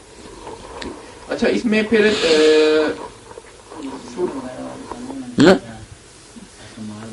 اچھا پرائز بانڈ اور انشورنس کے بارے میں نا آپ ذرا اپنا واضح موقف یہی ہے کہ یہ پرائز بانڈ یا بینکوں کے سود وغیرہ سب ناجائز ہیں. یہ انشورنس ٹھیک، انشورنس ٹھیک کہ آپ پیسے جمع کرائیں سارے وہاں قسطیں، اور پھر کوئی حادثہ پیش آ جائے تو تعاون کر دیں، تو یہ تکافل اجتماعی جو ہے نا ایک دوسرے کو سہارا دینا. اچھا، کہنے والے کہتے ہیں اس میں سود بھی ہے اور اس میں جوا نہیں. وہ سود وغیرہ اگر کرتے ہیں تو وہ تو ہر جگہ پھنس گیا نا، وہ لوگوں کا اپنا گناہ. یہ بذات خود بات ٹھیک ہے کہ لوگ مل کر اگر ایسے پیسے اکٹھے کرتے ہیں. جی، اچھا، حضرت علی رضی اللہ عنہ کی بیٹی کا نکاح حضرت عمر رضی اللہ عنہ سے ہوا تھا، یہ صحیح بات ہے؟ بالکل ہوا تھا، یہ ام اچھا۔ کلثوم رضی اللہ تعالیٰ عنہ کا نکاح حضرت عمر سے ہوا، اس میں کوئی شک نہیں، واقعہ درست ہے، شیعہ سنی کتابیں بڑی آگے نا، لوگوں کا اپنا اپنا رجحان کہ وہ زبردستی ہوئی، ظلم ہوا، فلاں، وہ جو جی چاہتے کو کہتا رہے، نکاح بذات خود ثابت، اچھا، قبر پر عمارت بنانے کو حرام کہا جاتا ہے، حرام ہے۔ تو اب روضہ رسول پہ پھر ہم کیا کہیں؟ روضہ رسول علیہ السلام پر کوئی نئی عمارت نہیں بنائی گئی، وہ آپ کا گھر تھا، گھر میں آپ دفن کیے گئے، اور اس کی حکمت بھی ام المؤمنین عائشہ رضی اللہ عنہا نے بیان کی کہ اگر یہ خطرہ نہ ہوتا کہ لوگ پوجیں گے تو آپ کی قبر بھی کھلے میدان میں بنتی، شرک سے بچاؤ کے لیے آپ کو گھر میں دفن کیا گیا، اور آپ نے دعا بھی کی کہ اللہ میری قبر کو بت نہ بنانا کہ پوجا جائے۔ اور جو روزہ بنایا گیا وہ روضہ جو بنایا گیا نا آپ کی قبر اور صاحبین کی، اسی طرح کچی روضہ جو آپ حضرت عائشہ کا حجرہ تھا وہ بھی تھا، بعد میں ایسا سب پتہ لگتا ہے تاریخوں سے کہ لوگوں نے آواز سنی گرنے کی، یقین نہیں کہ شاید وہ گر گیا حجرہ، کوئی اندر نہیں گیا، یہ کہتے ہیں نا قبروں تک یہ جھوٹ بولتا، کوئی نہیں گیا۔ عمر بن عبدالعزیز نے جو 5 کونا بنا دی نا دیوار، اس کے بعد کوئی راستہ نہیں رکھا، اس لیے اندر کا کوئی پتہ نہیں، مگر مسجد جب بڑھائی گئی نا ولید کے زمانہ میں، ادھر ادھر اس کو بڑھا دیا، پھر یہ مکان بھی اندر آ گیا، اب اس کو پھر بے ادبی سے بچانے کے لیے کہ چھت پر اگر کوئی چلے تو وہاں ذرا نشان بنا دیا گیا کہ یہاں قبریں ہیں نیچے، تاکہ مہمان وغیرہ جو ہے نا پرہیز کریں۔ گنبد تو 8ویں صدی ہجری میں یہی بات تو پھر اولیاء کی قبروں کے لیے بھی نہیں، اولیاء کے لیے ایسی کوئی مصیبت نہیں کہ ان کو اس طرح کیا جائے، جب اللہ کے رسول نے کہہ دیا کہ میں نے منع کیا یمنا القبر، قبروں پر کچھ نہ بنایا جائے۔ اچھا، اب جہاد کے بارے میں آپ نے یہ کہا کہ جو جہاد جب مسلمان ملک پر قبضہ ہو جائے غیر مسلموں کا تو جہاد فرض عین بن جاتا ہے، تو اب جو ہم کروڑوں اربوں مسلمان جو خالی بیٹھے ہوئے جہاد کے بغیر، تو ہمارا کیا پھر ہوگا؟ یہ تو مجھے جیسے ہم نمازیں چھوڑے بیٹھے ہیں، دین سارا چھوڑے بیٹھے، یہ بھی سمجھے گناہ ہے، مسئلہ پکا کہ ہجوم ہو جائے نا، دشمن گول گھوسا ہے ہمارے علاقوں میں، تو اس کا چھڑانا سارے مسلمانوں پر فرض ہو جاتا ہے۔ جو آگے جہاد ہے نا اقدامی کہ ہم دنیا میں دین کو غالب کریں، اس کا حق تو اس وقت ہے جب ہم اپنے علاقوں میں اسلام قائم کریں، پورا عدل و انصاف ہو، پھر لوگوں کو ہم دعوت دیں کہ یہ نظام یار تم بھی درآمد کرو، ہمارے زیر سایہ آ جاؤ۔ وہ بھی عقلمند ہوں گے تو خود شوق سے آئیں گے کہ ایسا نظام تو ہر جگہ ہونا چاہیے۔ جو اپنا ہی دین تباہ کر کے بیٹھے اپنے گھروں میں، ان کو کیا حق ہے کہ دوسروں کے علاقے میں گھس کے پھریں؟ مولانا صاحب یہی علاقہ چھڑانے کے لیے الگ ہے، وہ ہے دفاعی کہ ہمارا علاقہ ہی انہوں نے چھین لیا۔ اچھا، مسئلہ اس میں یہ ہے نا کہ پھر لوگ کہتے ہیں کہ مولوی فتوے تو لگاتے ہیں جہاد کے، خود نہیں جاتے جہاد پہ، اس کا پھر کیا نہیں، اس کے لیے پھر جو ہے نا استطار طریقہ کہ کوئی ایک آدمی سربراہ ہو، اس کے تحت لوگ منظم ہوں، اسلحہ بھی اکٹھا کریں، وہ ساری شرطیں تو عقلی بھی ہیں اور دین میں بھی ہیں۔ یہ تو نہیں کہ خام خواہ ہر آدمی تنا اٹھ کھڑا ہو، مرتے جائے اور نتیجہ کچھ بھی نہ ہو، اس کے لیے کچھ طریقہ سوچنا وہ تو ہونا چاہیے۔ اچھا، یہ جو اقدامی جہاد ہے اس پہ بہت اعتراض کیا جاتا ہے، اقدامی جہاد لازم ہے، غیر مسلموں کی طرف سے بڑا اعتراض ہوتا ہے، اور پھر بات یہ عقلاً بات اگر سوچیں کہ جب امریکہ قبضہ آتا ہے، لڑائی کرتا ہے افغانستان پہ قبضہ کرتا ہے، ہم اسے تو برا کہتے ہیں، اور خود ہماری یہی نہیں، اس کے لیے مجھے یہ بات سمجھنی چاہیے، حق اور باطل کا فرق ہے۔ حق کو حق ہے کہ وہ دوسرے علاقوں میں بھی اپنی مداخلت کرے، باطل کو حق نہیں۔ حکومت ہے ہماری، ہم کسی جگہ کو ڈاکو قبضہ کر رہے ہیں تو یا ان کی جہاں بدامنی ہو تو جو جائز حکومت ہے اس کا حق ہے کہ وہاں وہ اقدام کرے، مگر ڈاکو یہ مطالبہ کریں کہ ہم اگر چاہتے ہیں دوسرے علاقوں میں گھسنا تو یہ حکومت روکتی ہے، آپ آتی ہے۔ بھائی حکومت جو ہے نا وہ قائم جائز حکومت ہے آئین کے مطابق۔ ہمیں پتہ ہے نا کہ ہم ٹھیک ہیں مسلمانوں کو، اب وہ تو ہم نہیں، وہ کرتے نا جو مرضی، ہم نے ان کے پیچھے حق کو اتنی ختم کر دینا۔ ہمارا دین برحق ہے، اس میں عدل ہے، انصاف ہے۔ ہم چاہیں گے کہ پوری دنیا میں زبردستی انہیں کلمہ نہیں پڑھائیں گے، یہی کہیں گے کہ ماتحت رہو، امن سے رہو، ہر طرح کی سہولتیں حاصل کرو، اپنے مذہب پر عمل کرو۔ اچھا، پھر مرتد کی سزا جو قتل ہے اس پہ بہت ہم یہ حق اور باطل کا فرق پہلے کریں، یہ علم سے جو کریں پہلے فیصلہ کر لیں، مگر جو حق ہوگا نا، حق کو یہ بالکل ہے یہ استحقاق کہ وہ برائی کو ختم کرنے کے لیے اقدام کرے۔ باطل اگر یہ اس کے بدلے میں مانگے کہ مجھے بھی حق دوں گا، یہ غلط بات، تم باطل ہو، تمہیں کیوں حق دیا جائے؟ اچھا جو مرتد کی سزا قتل ہے، اس پر بہت اسلام پر حملے ہوتے ہیں کہ یہ کیسا مذہب ہے، انہوں نے زبردستی مسلمان بنا کے رکھا ہوا ہے. اور یہ بھی ہم دیکھتے ہیں کہ جو لوگ نو مسلم تو آرام سے ہو جاتے ہیں، غیر مسلم ملکوں میں بھی لوگ مسلمان ہو جاتے ہیں، انہیں کوئی کچھ نہیں کہتا، لیکن کوئی غیر مسلم ہو جائے تو پھر وہ اسے ہم قتل کریں گے. تو اب اس میں یہ نا کہ اگر وہ بھی کوئی مسلم یہاں سے دفع ہو جائے نا اور ان غیر مسلم ریاستوں میں جا کر اسلام سے پھر جائے تو ہمیں قتل کرنے کی ضرورت نہیں، نہ وہاں پیچھا کریں گے. اچھا اگر اسلامی ریاست میں رہتے ہوئے ایسا کریں نا تو اس کی سزا قتل ہے. اس کی وجہ یہ ہے کہ اسلامی ریاست میں یہ قرآن حدیث جو ہے نا یہ مذہب نہیں ہوتا کہ ایک آدمی نے عقیدہ تبدیل کر لیا، یہ آئین ہوتا ہے اس مملکت کا.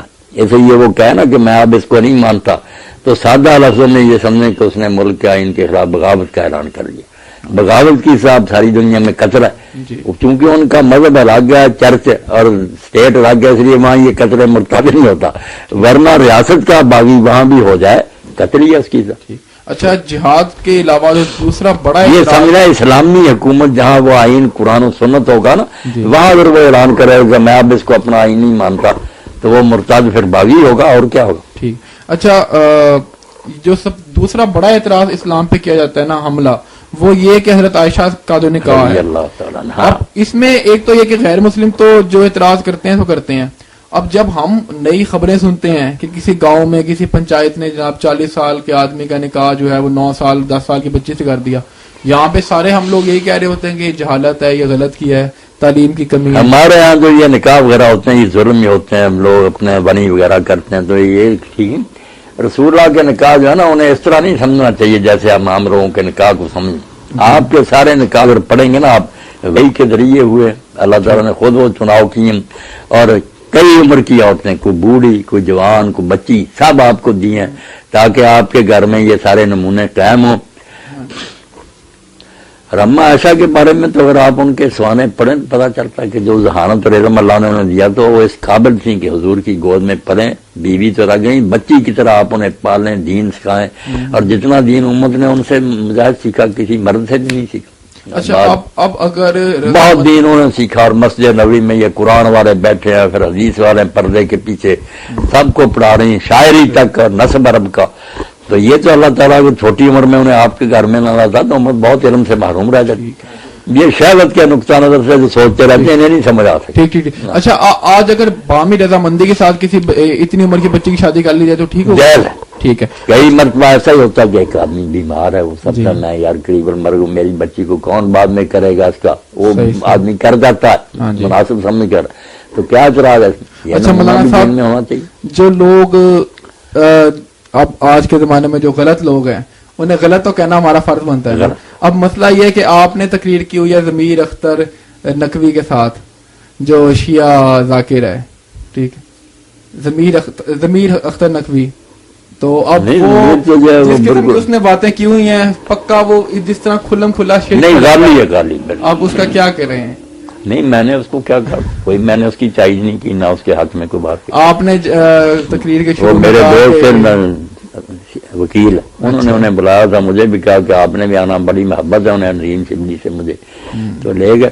میں نے کوئی اس کی چائز نہیں. آپ نے شروع میں کہا کہ ضمیر اختر جو ہیں وہ حضرت علی رضی اللہ عنہ کی مداح بیان کرتے ہیں تو ان سے یہ خوشبو آتی ہے اور اس طرح کی بات. نہیں میرے علم میں نہیں کہ میں نے یہ بات میں نہیں ایسی تعریفیں کسی کرتا تو تیرے ذہن میں کوئی نہیں ایسی بات میں سنا تو مجھے بھی سنا ہے. باقی وہ بات غلط کرتا تفریحی ہے نا کہ اللہ نے علی کے سپرد کر دیا، وہی رزق دیتے ہیں، وہی زندہ کرتے ہیں، مارے شرکیہ باتیں کرتا غالی.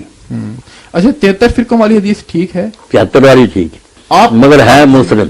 میں نے اکثر سنا ہے کہ آپ روانی میں نہیں بہت سارے منکر بھی ہے نا کہ یہ نہیں ٹھیک، مگر ملا جلا کر کچھ لوگوں نے کہا صحیح، مگر وہ اتنی ٹھیک ہے کہ فرقے ہوں گے مگر یہ جو ہے نا کہ سب دوزخ میں سوائے کہ یہ ٹکڑا نہیں ٹھیک، اور جو انہیں کہا کافر ہیں وہ بھی غلط بات ہے. حضور نے کہا میری امت کے لوگ آپ اکثر کہتے ہیں کہ یہ سب ناجی ہیں، آخر میں سب نجات پا جائیں گے. اگر عقیدوں کی کچھ خرابیاں ہوں گی تو اس کا بدلہ ملے گا، وہ بھی جو جان بوجھ کر کرتے. اچھا آپ نے تو یہ بھی کہا ہے نا کہ 3 ہی فرقے ہیں، باقی 73 والے تو ساری کہانی ہے. بنیادی فرقے جو اس وقت موجود ہیں وہ 74 جو عقیدے کے ہیں. جی وہ 3 ہے. میں تو امام شاطبی کی بات کو زیادہ صحیح سمجھتا ہوں کہ یہ 73 فرقے مذہبی نہیں کہ یہ مسئلوں والے، یہ سیاسی پارٹیاں کہ اس وقت ایک وقت بدقسمتی سے ایسا آئے گا کہ تانگا پارٹیاں ہوں گی حکومت کے لیے، اس لیے اس میں بعد میں آتا نا کہ جو الجماع ہوگی نا، اکثریت جس کو خلیفہ بنائے گی وہ ٹھیک ہے، گروہ باقی سب شرارتی ہیں، یہ بات ٹھیک ہے. اچھا یہ سیاسی انتشار کی بات ہے. مذہبی فرقے جو ہیں 2-3 ہی آج شیعہ ہیں، یہ آبادی ہیں اور بس. ٹھیک. اچھا حضور صلی اللہ علیہ وسلم سے مدد مانگنے کے معاملے میں نا یہ بریلوی ایک دلیل دیتے ہیں کہ قرآن پاک کی آیت ہے جب گناہ کر بیٹھو تو رسول صلی اللہ علیہ وسلم کے حضور حاضر ہو جاؤ اور گناہ کی معافی مانگو. اور اس کے ساتھ ساتھ ایک نابینا صحابی کا واقعہ بیان کیا جاتا ہے کہ ان کی آنکھ نکل گئی جنگ کے دوران، تو وہ کوئی انہوں نے نہ وہ حکیم کے پاس گئے نہ انہوں نے جا کے اللہ سے مدد مانگی، وہ انہوں نے رسول اللہ صلی اللہ علیہ وسلم سے بات کر دی، میں سمجھ گیا. ٹھیک. وقت ختم ہو رہا ہے، ہزار ہو جائیں. یہ جو ہے نا سورہ نساء کی آیت کی، جب انہوں نے ظلم کیا تھا تیرے پاس آتے اللہ سے معافی مانگتے، اللہ کا رسول بھی ان کے لیے بخشی کی دعا کرتا تو اللہ کو وہ تواب اور رحیم پاتی. یہ زندگی کی بات ہے کہ زندگی میں اگر لوگوں سے ہو جاتا، وہ بھی نہیں کہ اب ہر گناہ کی بات، کیونکہ یہ تو پردہ پوشی کے خلاف ہے نا. اللہ تو چاہتا کسی کو بھی نہ پتا چلے، اس لیے حضور کو جا کر بتانا میں نے یہ گناہ کیا، کوئی نیکی نہیں، نہ اس کا یہ مطلب ہے. وہاں سارا معاملات تحاکم الطاغوت کا کہ جو یہودیوں کی عدالتیں پیرل چل رہی تھیں، مسلمان کہلاتے حضور کو چھوڑ کر ان کے پاس فیصلے لے جاتے تھے، جب پکڑے جاتے تو کہتے ہم یا رسول اللہ چاہتے ہیں کہ صلح سے سارے بہانے بناتے. تو اس کی بجائے اللہ نے کہا اگر بہانے بنانے کی، کسی بندے سے مناظرہ کر رہا تھا تو وہ طالبان جو ہے نا وہ اپنی باتوں کا دفاع کرنے کے لیے کہہ رہا تھا کہ غزوہ طائف ہوا، اس میں آدم صلی اللہ علیہ وسلم نے پانی چھوڑ دیا باغوں میں، اس سے ان کے بچے بھی مرے ہوں گے، ان کی عورتیں مرے ہوں گی، اس لیے اگر ہم بچوں عورتوں کو مارتے ہیں تو کوئی اس میں نہیں، ایسا کوئی نہیں کیا آپ نے، ایسا کچھ نہیں ہے. اچھا یہ تو حرم شریف میں بڑھ بڑھ کر مر گیا. اچھا ٹھیک. اچھا اس میں ایک سوال ہے ابھی. ہاں تقیہ جو ہوتا ہے، تقیہ اور ایک تو ہوتا ہے توریہ. کاف پر زبر نہ پڑے، تقیہ. تقیہ تقیہ اور ایک توریہ ہوتا ہے. توریہ یہ کیا ہے، ان میں سے کیا صحیح ہے کیا غلط ہے؟ تقیہ ساری امت مانتی ہے کہ تقیہ کرنا چاہیے. اچھا. اور یہ امام حسن بصری کا لکھا ہے، امام بخاری نے کہ اب تقیہ جائز یوم القیامہ، ایک قیامت تک بند نہیں ہوگا. اچھا. یہ تو مسلمانوں کو ایک بہت بچاؤ دے دیا گیا کہ اگر حالات ایسے ہیں کہ آپ مار کٹائی نہیں برداشت کر سکتے اور اس وقت کوئی بات کہہ دیں اپنے عقیدہ کے خلاف تو کوئی بات نہیں، مگر اس کو اتنا ہم ہر وقت جھوٹ بولتے رہے، یہ تقیہ کوئی نہیں. تقیہ بچاؤ سے نا، تقویٰ سے، کہ اگر کسی جگہ اپنی حفاظت کے لیے کرنا پڑے تو کر لو. اچھا انہیں تو شیعوں سے ایسوسیٹ کیا جاتا ہے کہ نہیں، یہ سنی شیعہ دونوں میں صرف اس کی حدود جو ہے نا کہ کہاں کرنا چاہیے گا وہ الگ بات. تقیہ سب مانتے ہیں. ٹھیک ہے. ٹھیک. مودودی صاحب نے تقیہ کی مثال لکھی نا کہ حضرت عمار بن یاسر کو جب پکڑ لیا، اب ان کے والد شہید کر دیے گئے، ماں شہید کر دی گئی، ان کی باری آئی تھی، انہوں نے پھر جو انہوں نے کہلایا حضور کو گالیاں دی، بتوں کو اچھا، تو روتے آئے. تو آپ نے فرمایا دل کا کیا حال تھا؟ تو کہا دل تو اسلام پر مطمئن تھا. تو فرمایا اگر وہ پھر ایسا کرے تو تم بھی ایسا کر لینا. تقیہ تو بچاؤ ہے مسلمانوں کا، خام خواہ مرتے کیوں رہے. مگر یہ جو ہے نا کہ ہر وقت جھوٹ بولنا، اس کو اگر کوئی تقیہ کہتا ظالم، یہ تقیت ہوا کوئی نہیں. اچھا اب آخر میں یہ بتا دیں گے بدعت والا جو معاملہ ہے نا یہ نہیں حل اور یہ ہوتا جو مانا کرا. اچھا ہاں جی. ہاں جی. ایسا لفظ بولنا، اتنی عقل ہو کہ ذرا بھی جھوٹ نہ ہو مگر دوسرا جو ہے نا غلط سمجھتا ہے. جیسے حضرت ابوبکر رضی اللہ تعالیٰ عنہ سے جب سفر ہجرت میں لوگ پوچھتے تھے، ان کو تاجر لوگ جانتے تھے، حضور کو نہیں پہچانتے تھے. وہ کیسے ابوبکر یہ کون ہے تیرے ساتھ؟ وہ کہتے رجل یہدی السبیل، یہ آدمی مجھے راستہ بتاتا ہے. تو وہ شاید کہتے شاید جیسے علاقے کا کوئی آدمی ہے جو راستہ بتانے کے لیے لے لیا، ان کی مراد تھی کہ میرے راہبر ہے. تو توریہ ٹھیک ہے. اچھا یہ بدعت والا جو مسئلہ ہے نا مولانا صاحب، یہ نہیں حل ہوتا ہو گیا آخر میں. حضرت عثمان کی 2 اذانوں والی بات آ جاتی ہے کہ انہوں نے جمعے والے دن 2 اذانیں کروائی، اس کا کیا حل نکالیں آپ؟ بس میں 2 اذانیں نہیں کہلاتا، میرے ہاں نہیں ہوتی. اچھا. جو کہلواتے ہیں وہ بھی کہتے ہیں کہ خلیفہ راشد جو ہے اس کو حق ہے، حضور نے کہہ دیا تھا کہ میری سنت اور خلفائے راشدین کی سنت پر عمل کرو. اس کی یہ تشریح کرتے ہیں خلفائے راشدین کو جب یہ سینکشن مل گئی تو وہ جو نکالیں گے حدیث کے مطابق وہ سب منظور شدہ ہے. ان کی یہ پلی ہے نا، وہ اس طرح بچ جاتے ہیں. تو اب پھر آپ نہیں اگر اذان دو ہاں۔ تو پھر آپ حضرت عثمان کے بارے میں پھر کیا نہیں کچھ نہیں کچھ کہیں نہیں۔ جیسے اور لوگوں سے بہت چیزیں ہوئی نا حضرت عثمان رضی اللہ عنہ جیسے 4 رکعتیں پڑھی مینار فاز وغیرہ میں صحابہ نے انا للہ پڑھا، سب ناراض ہوئے صحیح۔ کہ کیوں، مگر کس وجہ سے ان کو کافر بے دین تو نہیں کہتے، ہاں جی۔ ایک کام نہیں ٹھیک مگر وہ بہرحال ہے۔ لیکن اس پہ تو کوئی اعتراض نہیں کیا صحابہ کرام نے 2 اذانوں پہ تو؟ نہیں اس پر بھی بنا مرکات تھا نا کہ وہ اچھا۔ کہتے تھے یہ بدعت ہی۔ اچھا کہتے تھے، چلیں ٹھیک ہے، بہت شکریہ، اللہ خیر رکھے۔ ٹائم دیا۔